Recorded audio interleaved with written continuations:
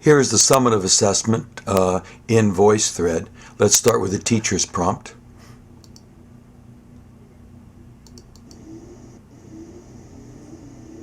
We've been studying the Cold War and popular culture of the 1950s. Using this cartoon of Spy vs. Spy from Mad Magazine, please, in your own words, please describe the Cold War, using as many phrases and terms of the Cold War as possible. And a student response sample from a fictional student, Jose Gonzalez, how he would describe the Cold War based on the picture and the prompt.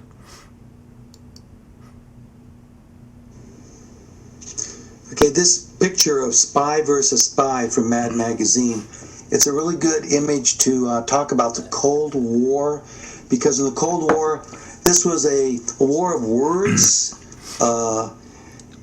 between the United States and the Soviet Union after World War II. Both sides had atomic weapons. The United States got the atomic bomb first, then the Soviet Union got it 4 years later. Then the U.S. had the H-bomb, then the Soviet Union got the H-bomb. There were suspicions that they got spies in the U.S. And all of this is a backdrop, an arms race as the weapons amounted in a nuclear era. And the picture here we see the United States and the Soviet Union in the Cold War might shake hands with each other, and they might look each other in the eye, but it's really a war of words, a war of threats. Both of them knew that if they used their destructive capability, their atomic bombs, their H-bombs, then it would lead to a mutually assured destruction, what they call MAD, that both sides would be destroyed. And this fear of MAD, or mutually assured destruction, really stopped either side from using their weapons. So in the picture, you see this Cold War, this face-to-face handshake. It also represents a picture of Europe. Europe is divided right down the middle with the Iron Curtain. On the left side, you might have the free West democratic nations represented by the military alliance of NATO.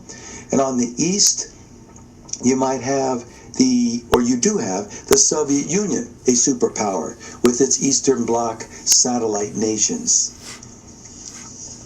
Now, it also leads to brinkmanship. Let me back up a bit. President Truman had the policy of containment, that we might look the Soviets in the eye, but we will do everything to stop communism from spreading. Brinkmanship under Eisenhower is looking them in the eye and using threats, willing to go to nuclear war at any cost in order to get our way, knowing that if it would erupt, that it would be mutually assured destruction. Now, a good example of that would be Kennedy in the Cuban Missile Crisis.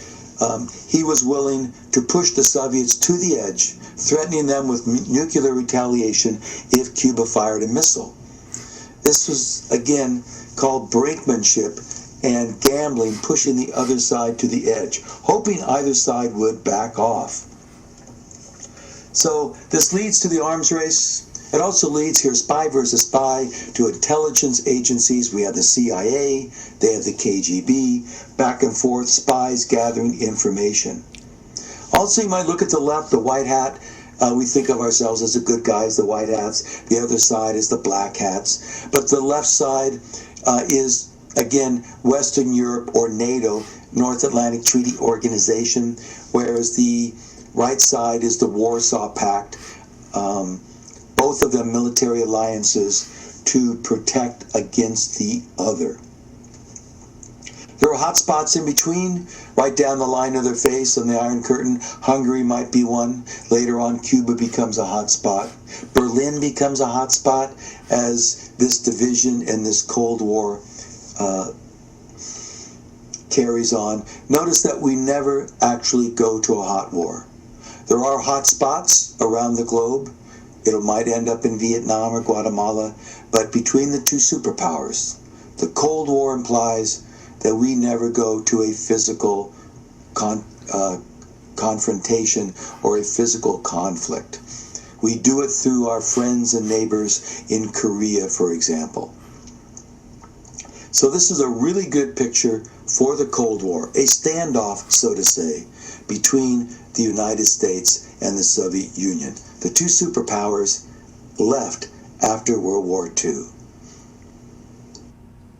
This has been a sample in VoiceThread with a teacher prompt and a student response using as much of the Cold War vocabulary as possible.